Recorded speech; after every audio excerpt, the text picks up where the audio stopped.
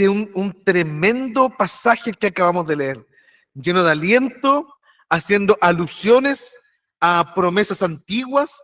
¿Cierto que hay un versículo muy parecido como al que se le dice a Josué? Esfuérzate y sé valiente, yo estoy contigo. Y aquí como que se vuelven a parafrasear, porque no es exactamente las mismas palabras, pero son similares. Hay como una paráfrasis de las promesas antiguas cuando Israel estaba en el desierto, buscando esta tierra prometida. Pero el contexto acá es que están reconstruyendo el templo. Y en el capítulo 1 se nos muestra que habían empezado la obra y luego la abandonaron. ¿Se acuerdan? Y luego que la abandonaron, viene Ageo, les predica y entonces cobran ánimo y empiezan a reconstruir el templo. Bueno, desde la primera profecía hasta la siguiente han pasado cerca de 3 meses. No ha pasado mucho tiempo, pero ya tienen el templo más o menos armadito. Ya se logra identificar, ya está como más o menos habitable. Esa es como la situación que está ocurriendo. Yo no sé si a usted le ha pasado esto, yo creo que sí, que usted se ha esforzado mucho por algo y de repente viene alguien y lo chaquetea. ¿Le ha pasado, no? No, si no está tan bonito. Y uno se esforzó, la esposa que le dice, oye, arregla la puerta, y uno la arregla con lo que puede, porque uno no es maestro. Y uno hace lo que puede y como que la mira, ya sí cierra, pero quedó fea. A mí me ha pasado, a mí me ha pasado. Yo me acuerdo cuando era chico, me acuerdo que siempre fui muy malo en este ramo de tecnología y de arte y todas esas cosas. Yo, de hecho, yo era muy bueno para conseguir dinero, entonces yo le pagaba a mis compañeros para que me hicieran esos trabajos. Y nunca me saqué un 7, pero una vez me saqué un 7. Me saqué un 7 en tecnología. Había que hacer una maqueta como de los relieves de las capas de la Tierra. Bueno, tiene que ver como con ciencias, pero fue en tecnología. Me saqué un 7, me acuerdo que me ayudó mi hermano. Mi hermano tomó una caja platanera, está donde se ponen los plátanos en la feria, ¿sí? Tomó la caja, pongámosle diario, hagámosle montaña, cerro. Me acuerdo que me hizo mojar el diario, lo tuve remojando en la ducha toda la noche. Después témpera con la... O sea, la cosa quedó horrible. Horrible, pero horrible. Yo fui con la maqueta toda mojada al colegio. Hacia abajo toda empapada, con cola fría fresca.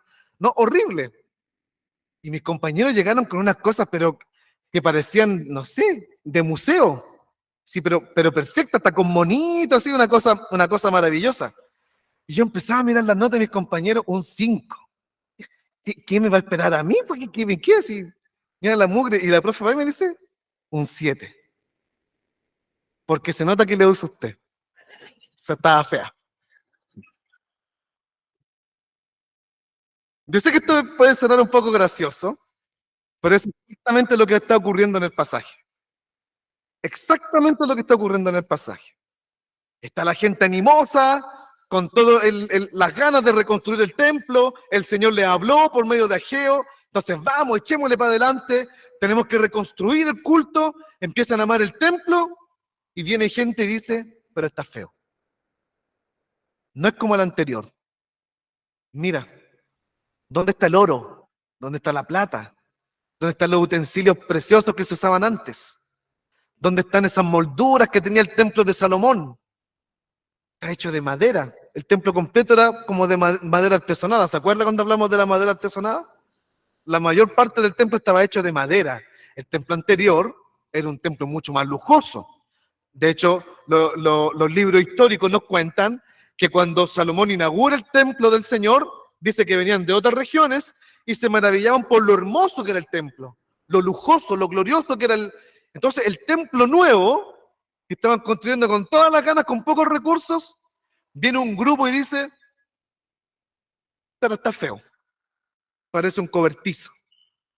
De hecho, una traducción más correcta del hebreo nos deja entrever de que el templo parecía más un cobertizo, como un techo con algunos muros y eso era. Entonces el pueblo, ¿qué empieza a pasar? Como se vuelve a desanimar. Y están ahí reconstruyendo ya, pero no con las mismas ganas. Y entonces viene palabra del Señor de nuevo. Yo quiero hablarle en esta tarde sobre lo que realmente el Señor quiere hacer en nuestros corazones. El Señor no quiere grandes estructuras. El Señor no quiere templos lujosos. El Señor en el desierto habitó en tiendas. Cuando Dios le habla a David, que David quiere construir un templo al Señor, el Señor le dice, yo estuve en tiendas. O sea, me es indiferente el templo, pero si quieres hacerlo, es bueno el deseo de tu corazón. Pero al Señor no le interesa un templo lujoso.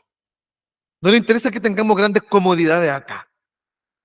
El Señor quiere reconstruir el templo de tu corazón. Y esa es la invitación del texto. El Señor te está invitando a cobrar ánimo nuevamente, a tomar el serrucho, el martillo, los clavos, lo que necesites y volver a trabajar en el culto de tu corazón. Yo tengo tres cosas que decirle en esta tarde. Lo primero está de los versículos 1 al 4. Así que si usted está en su Biblia, por favor, vamos a los versículos 1 al 4.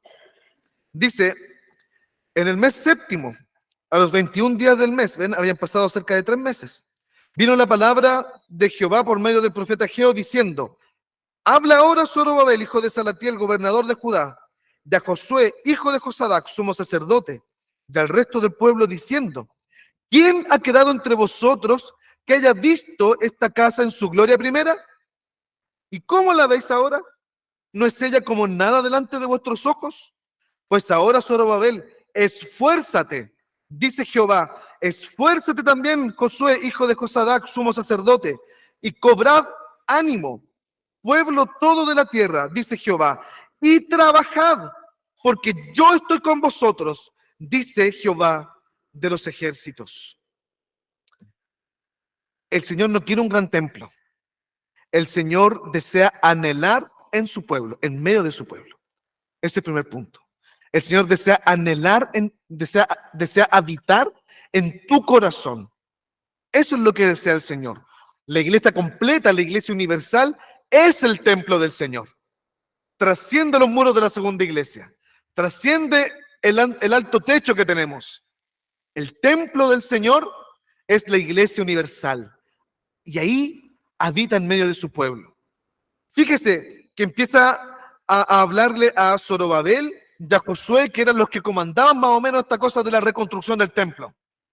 ¿Ya? Zorobabel había sido puesto como una especie de gobernador, o digamos como un rey puesto ahí por el emperador, por el rey del imperio, ya había sido dispuesto ahí, y Josué como el sacerdote que estaba a cargo del culto, ¿ya? Porque si estamos haciendo un templo, es para tener un culto. Entonces estas dos personas estaban a cargo de llevar adelante la reconstrucción del templo. Y estas dos personas estaban desanimadas. Estaban súper desanimadas porque se habían sacado la mugre. Habían hecho lo mejor que podían con los recursos que tenían. Y venía un grupo de personas a decir, no, no está bueno, no está bien. ¿Ha escuchado esas voces por ahí cuando dicen, antes las cosas eran mejor? Antes cuando... Todos lo hemos escuchado. Los más mayores y los más jóvenes hemos escuchado eso. Los más mayores cuando eran jóvenes escuchaban a los más antiguos diciéndoles, pero antes las cosas eran mejor. Antes las cosas se hacían así. Los más jóvenes hoy escuchan las voces de los más antiguos diciendo, pero antes las cosas eran mucho mejor. Bueno, las personas que estaban desanimando, por increíble que sea, desanimando el trabajo de la reconstrucción del templo, eran los más mayores. De hecho, Josefo, que es un historiador judío, él dice que efectivamente eran los ancianos que habían visto el templo anterior, que lo tenían vívido, tenían memorias bien frescas de cómo había sido el templo anterior, estaban criticando esta reconstrucción. Entonces, al escuchar estas voces que estaban apagando el ánimo, Zorobabel y Josué y los trabajadores que estaban ahí reunidos se desaniman. Uno de los grandes problemas en la iglesia es el desánimo. A veces no es la flojera. Nosotros a veces confundimos flojera con desánimo. Decimos que los hermanos son flojos y por eso no hacen esto. Pero muchas veces no es flojera, sino que es desánimo. Yo no sé cómo está usted aquí en la segunda iglesia. No sé cómo está su disposición. No sé cómo viene usted al culto. Si viene con ánimo, si viene desanimado, no lo sé. Pero sí sé algo, que el Señor a través de la historia anhela, desea que la iglesia vaya edificando el templo del Señor, el templo del Espíritu Santo, que somos todos nosotros. Eso dice el apóstol Pablo. Y para eso hay que tener mucho ánimo, porque el mundo te está diciendo, no, no está bueno lo que estás haciendo. En la mañana en la escuela bíblica conversábamos de cómo la iglesia occidental no está viviendo una persecución armada. Ya nosotros no estamos siendo perseguidos gracias al Señor. Pero sí la iglesia es ridiculizada. Entonces muchos cristianos viven su cristianismo de forma privada. Déjenme decirle algo, que la iglesia primitiva en el siglo I era perseguida por dos cosas. La primera era por decir que el Señor era el Señor, el Kyrios, el Rey, el Señor, y no el César. Y lo segundo, por lo que ellos eran perseguidos, era porque la iglesia se llamaba a sí misma como iglesia, que en el griego es eclesia. Y eclesia tiene que ver con asamblea pública. En Roma, las eclesias pertenecían al gobierno. El gobierno tenía la autoridad para llamar sus instituciones como eclesia, como asambleas públicas, porque las asambleas públicas intervienen en el mundo, intervienen en la sociedad. Entonces, para que se mantenga la Pax Romana, Roma llamaba a sus asambleas como eclesia. Que la iglesia se llamara a sí misma iglesia, eclesia, estaba queriendo decir que ellos habían sido llamados para intervenir en el mundo. Para eso hay que tener mucho ánimo. Entonces creo que nosotros hemos perdido el ánimo. Hemos perdido las ganas de influenciar al mundo. Hemos perdido las ganas de impactar al mundo con el Evangelio. Porque a eso hemos sido llamados. Entonces déjenme repetir las palabras del Señor. Cobren ánimo y toma la vocación a la que el Señor te llamó. El Señor no te llamó a tener una religión privada. No te llamó a tener un Jesús privado, de las puertas de la casa hacia adentro. El Señor te llamó para extender el Evangelio de las puertas hacia afuera. ¿Sí? Entonces la reconstrucción de nuestra espiritualidad parte por eso, que cobremos ánimo. Hay un pasaje que yo les decía a los hermanos que deben marcar en la mañana. Juan 16, versículo 33. Algunas traducciones dicen, cobrad ánimo, pero la Reina Valera dice, confiad. En el mundo tendréis aflicción, pero confiad, porque yo he vencido al mundo. El mismo llamado le está haciendo el Señor al pueblo de Israel reconstruyendo el templo. Confíen, yo he vencido. No importa si no es igual al templo anterior, no importa. No importa si no tiene oro, no importa si no tiene plata, no importa si es lujoso o no es lujoso, no importa si es de madera o es de hormigón como hoy en día, da lo mismo. Cobren ánimo, vayan hacia adelante, esfuércense, trabajen, aliéntense. Entonces, segunda iglesia, cobra ánimo. No sé cómo estás tú, no sé cómo está el ánimo de tu corazón, pero cobra ánimo porque el Señor ya venció. El Señor ya venció al mundo. El Señor es victorioso. Fíjese después lo que dicen los versículos siguientes del versículo 2, el 3 y el 4. Dice, ¿quién ha quedado entre vosotros que haya visto esta casa en su gloria primera? ¿Y cómo la veis ahora? ¿No es ella como nada delante de vuestros ojos? Ahora pues, Zorobabel, esfuérzate. Dice Jehová, esfuérzate también Josué, hijo de Josadac, sumo sacerdote, y cobra ánimo. Pueblo todo de la tierra, dice Jehová, trabajad, porque yo estoy con vosotros, dice Jehová de los ejércitos. ¿Usted entiende esto? Si tú te esfuerzas, si tú trabajas, si tú te empeñas en el reino del Señor, déjame decirte que no estás solo. No estás solo. Él está contigo. Es una promesa. Esa promesa se la dijo a Moisés, se la dijo a Josué, se la dijo a los profetas Se le está diciendo aquí a Zorobabel, y el Señor Jesucristo nos dio esa promesa también cuando asciende. Es necesario que yo me vaya para que venga el Consolador y se quede con ustedes hasta el fin del tiempo. El Señor está con nosotros. El Señor está con nosotros. Entonces, fuérzate. Hermanos, sacudámonos este desánimo, sacudámonos la negligencia que tenemos a veces con el servicio al Señor y cobremos ánimo en servir al Señor, en trabajar al Señor. El Señor no quiere un templo más cómodo, el Señor quiere una iglesia militante, una iglesia que avanza, una iglesia que va haciendo retroceder las huestes del mal. Eso es lo que espera el Señor de su iglesia. Cobra ánimo, segunda iglesia, porque el Señor está con nosotros.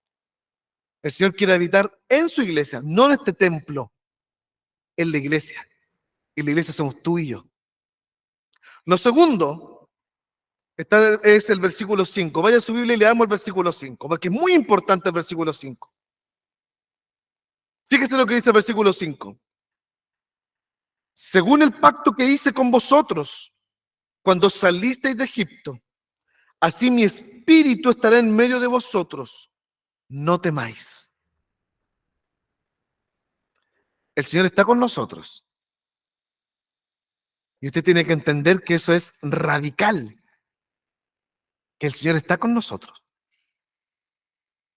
Yo me acuerdo que cuando yo era chico, era muy bueno para pelear. Mi hermano me enseñó a pelear porque todos me sacaban la mugre.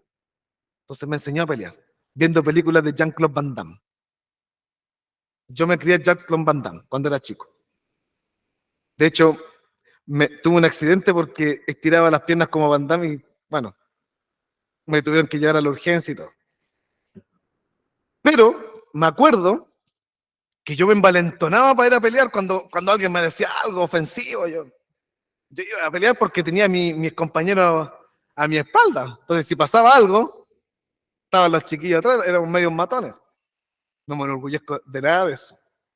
Pero cuando uno va a enfrentar una situación con espaldas, ya con de qué agarrarse, uno va con confianza, ¿no?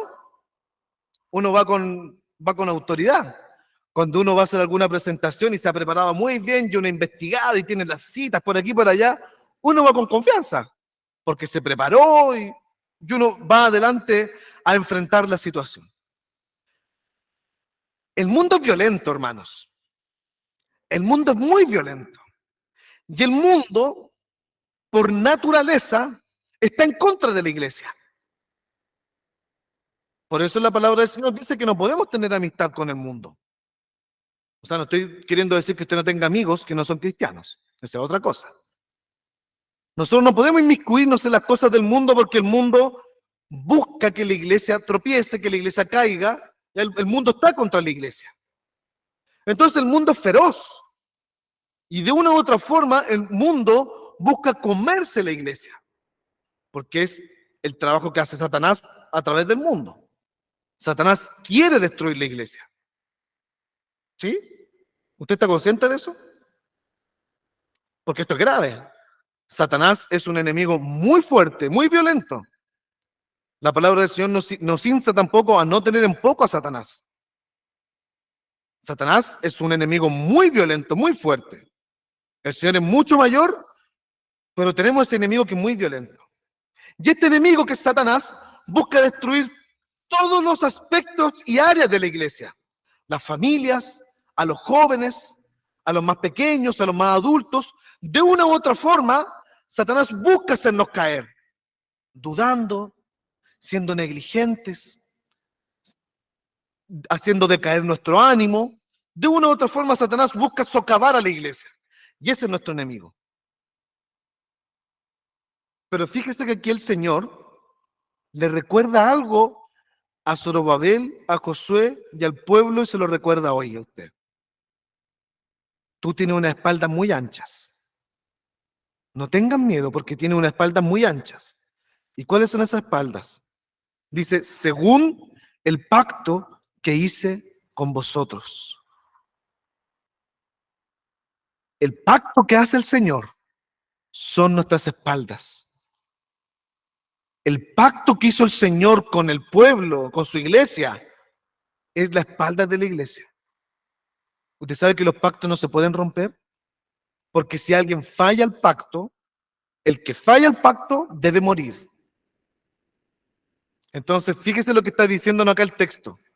Dios ha puesto su vida por garantía de que Él está con nosotros en el trabajo del avance del reino. El mundo es violento, el mundo está contra nosotros, pero tenemos el pacto de que Él está con nosotros. Pero fíjese que está haciendo alusión a un pacto, no a los pactos anteriores, está haciendo alusión al pacto del desierto, cuando Israel estaba en el desierto. ¿Y cuál es la señal del pacto en el desierto? El Sabbat, que ustedes guardarán el día del Señor. Como cosa distintiva del pueblo de Israel, Israel guarda el día del Señor, deja todas sus actividades, abandona todas las actividades, deja de hacer cualquier cosa, y ese día lo consagra al Señor. Entonces, fíjese lo que le está diciendo el texto. Vuélvete al verdadero culto del Señor, sé valiente, sé valiente. Yo sé que tienes muchas cosas en la semana y tal vez el domingo lo usas para hacer otras cositas que te quedaron pendientes, pero no es lo que el Señor te está mandando. El Señor quiere que tú reconstruyas tu espiritualidad, y para reconstruir nuestra espiritualidad, nuestro culto, nuestra adoración al Señor, tienes que aprender a guardar culto al Señor, verdadero culto al Señor. Porque nosotros venimos aquí un rato, pasamos unas 2 horas y media por aquí, si son 3 horas ya reclamamos porque es muy largo, es mucho, pero vamos para la casa y volvemos a todas nuestras actividades. Yo no estoy diciendo que usted no se pueda recrear, que no pueda pasar tiempo con la familia, pero el domingo es para consagrarlo al Señor. Entonces el Señor está haciendo alusión a ese pacto, y es un pacto contigo. El domingo, en el Antiguo Testamento, el Sabbat, es consagrado para mí.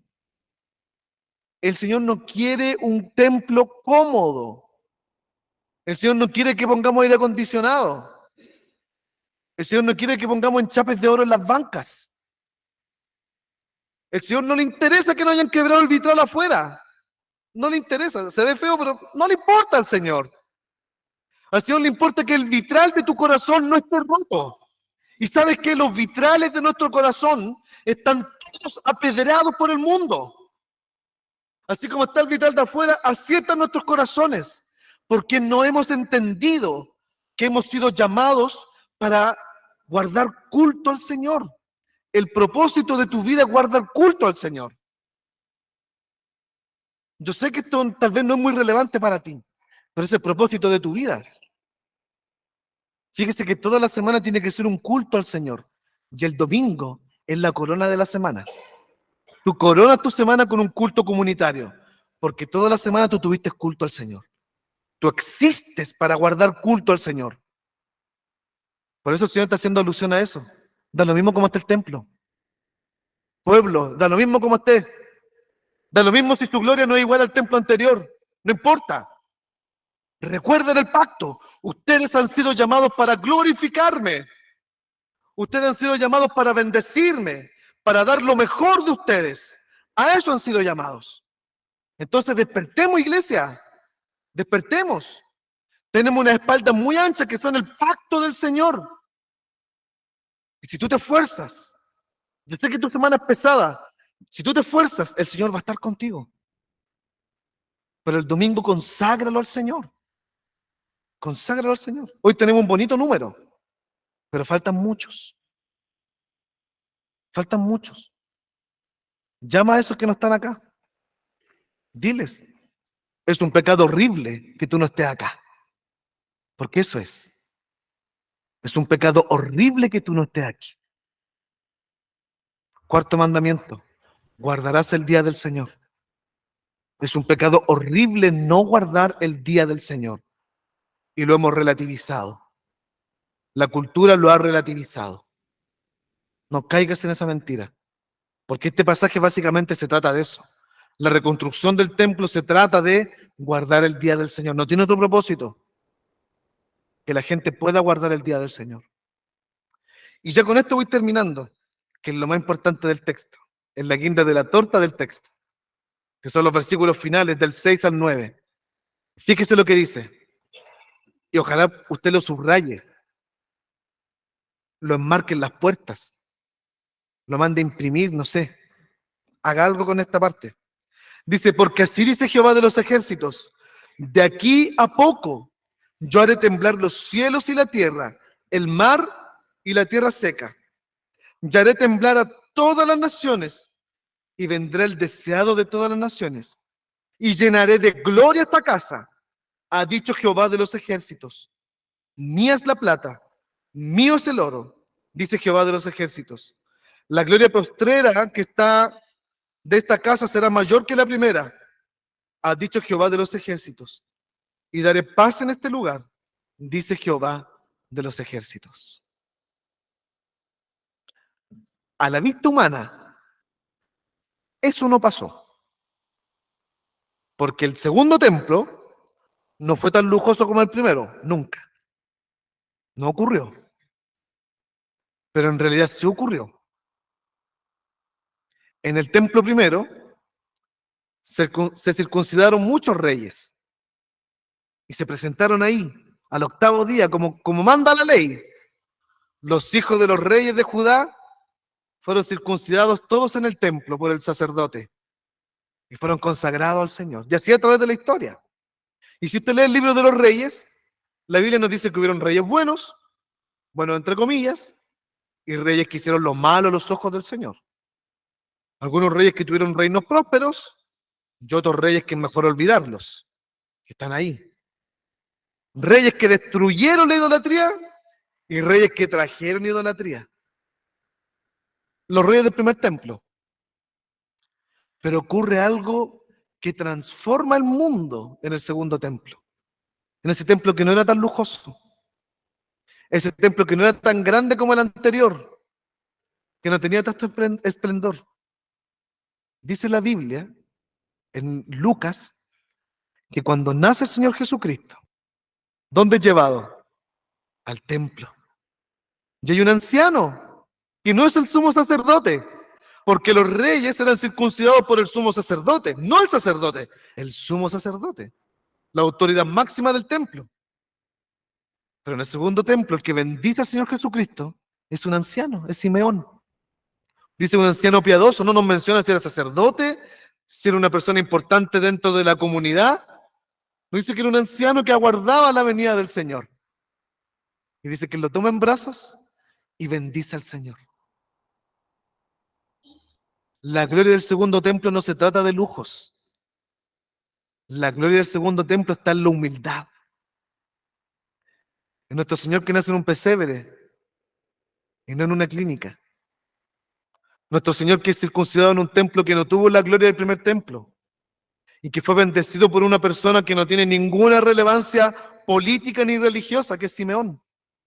Una mujer que era Ana, la profetisa, que empieza a contar maravillas del Mesías, del niño que había venido. El templo se llenó de gloria y nadie se dio cuenta. El templo se llenó de esplendor porque estaba el Hijo de Dios ahí. Estaba el Mesías, el Cristo, y nadie se dio cuenta. Entonces, date cuenta que el avance del reino, el avance del evangelio no se trata de lujos, no se trata de números, no se trata de porcentajes, no se trata de altos índices. Se trata de personas consagradas al Señor. El Señor quiere que tú seas una persona consagrada.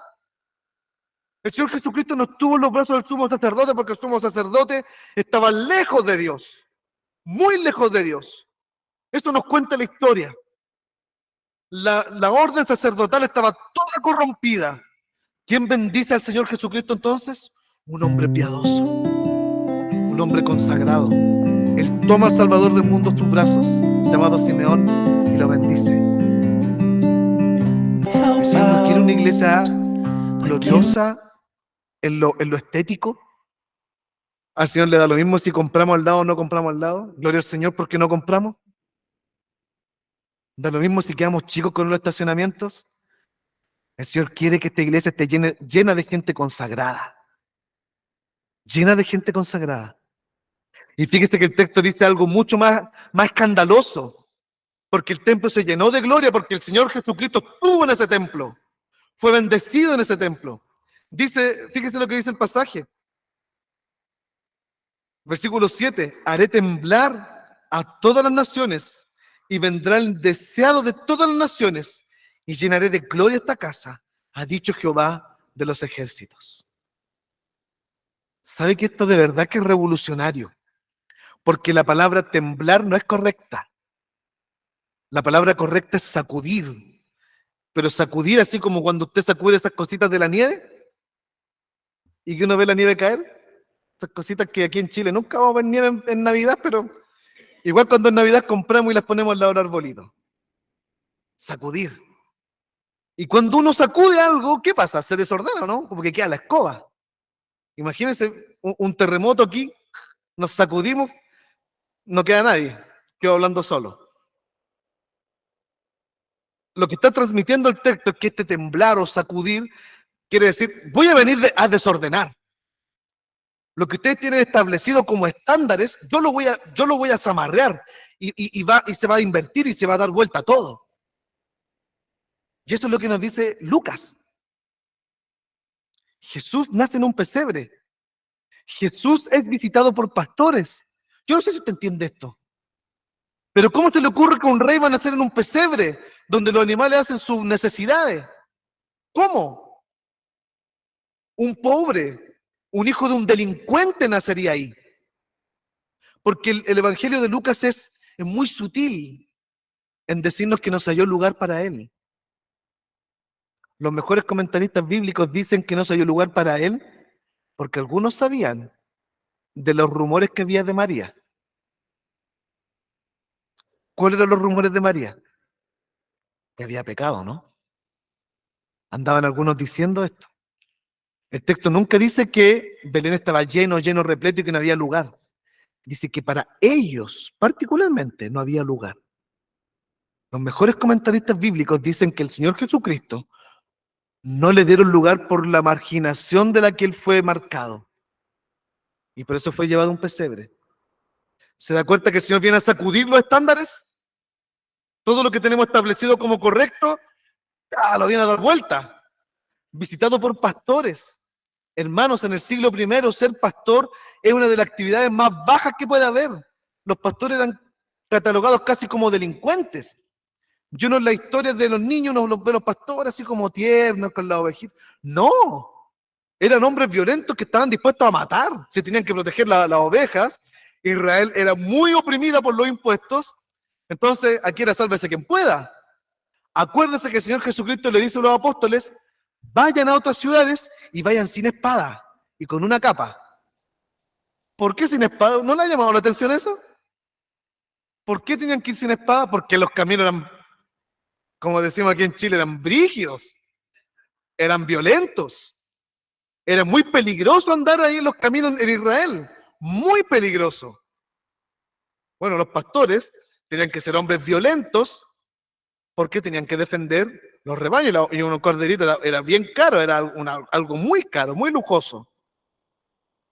Jesús es visitado por esas personas, no por los príncipes, no por los reyes, no por los diplomáticos, no por los religiosos, por esas personas. ¿Se da cuenta que literalmente Dios sacude la cultura? Así es como viene el Mesías. Y hoy también quiere sacudir la iglesia.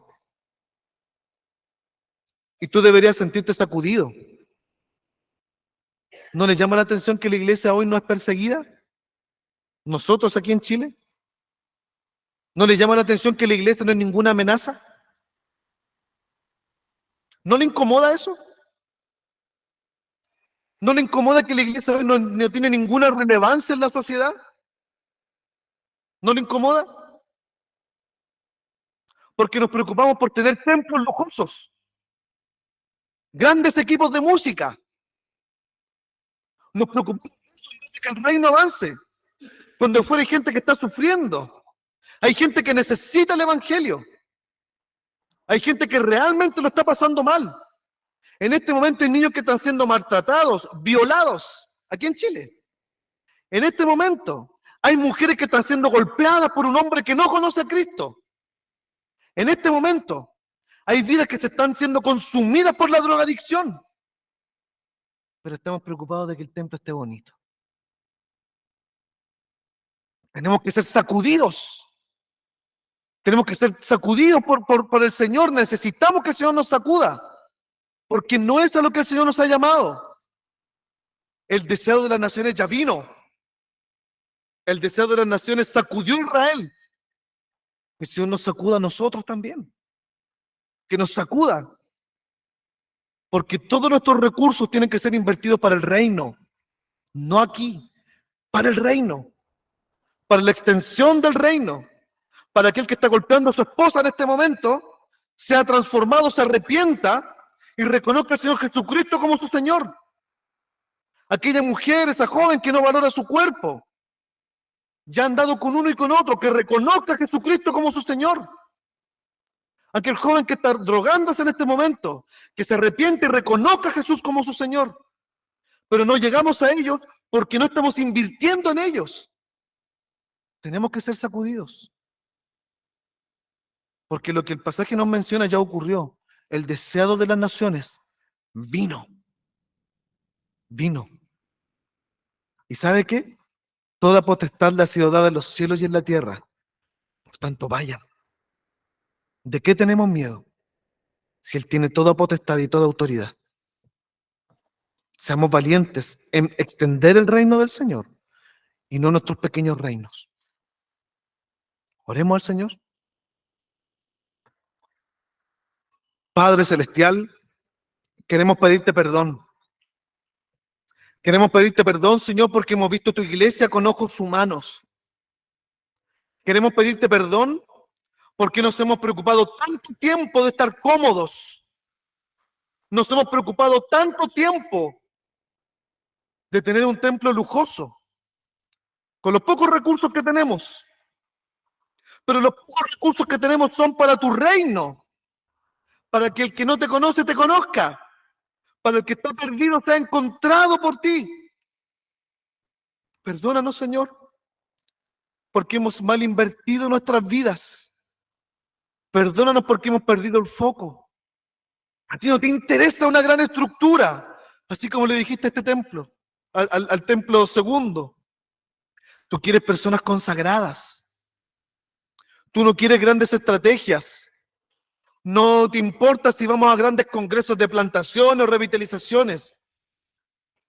Tú quieres personas consagradas. Anímanos, Señor, que tu Espíritu Santo nos haga cobrar ánimo, valentía para extender tu reino, para alcanzar al perdido, para alcanzar al que no te conoce. Señor, envalentónanos, haznos fuertes, haznos firmes. Señor, que en nuestros ojos esté tu reino, que en nuestros ojos lo más importante esté tu reino, Señor. Perdónanos, porque no ha sido así durante muchos años y ya no queremos seguir igual. Ya no queremos seguir igual. Queremos que tú seas el Rey y el Señor de esta iglesia. No nuestros proyectos, no nuestras comodidades. Tú, Señor, sacúdenos, moléstanos, sácanos de la comodidad para extender tu reino. En el nombre de Jesús. Amén.